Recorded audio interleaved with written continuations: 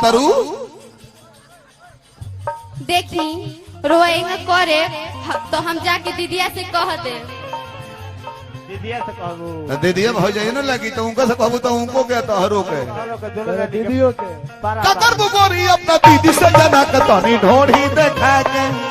ए गोरी तनी कोमर हिला के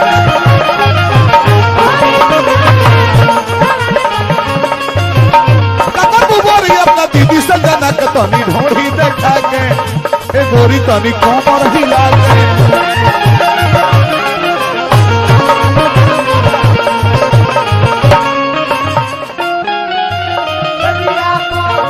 जरूर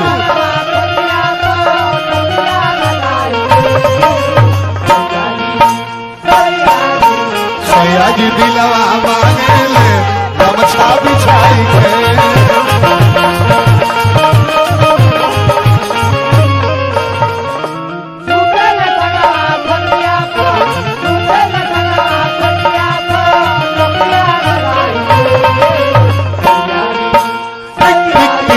सयाज दिलवा मांगे ले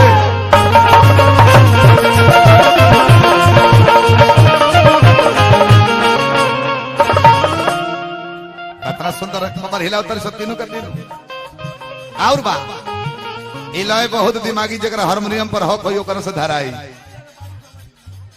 रुपया के बरसात पागोली कितना कितना रुपया मिलल हमरा के ललेश्वर भैया पुलिसमैन एसोसिएशन के अध्यक्ष महोदय फिर पुरस्कार देने है उल्लादारी सुनी ले वहां के लय में लचत जो है ला भाई तो गाड़ी दले है तो गाड़ी देवे के प्रोग्राम तो हमरे के पुअर बोली ले जल्दी से गाड़ी आ जाए समाज में 10 गो लोग प्रतिष्ठा के नजर से देखेला भाई का करो भांस संग पा दो ना तो बखरा से बाजो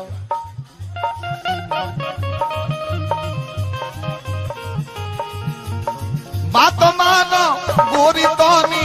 लोगे हमारा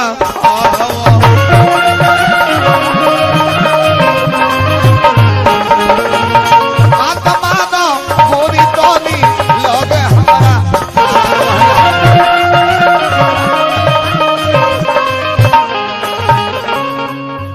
अरे राम राम हमने के हलवाई हो जा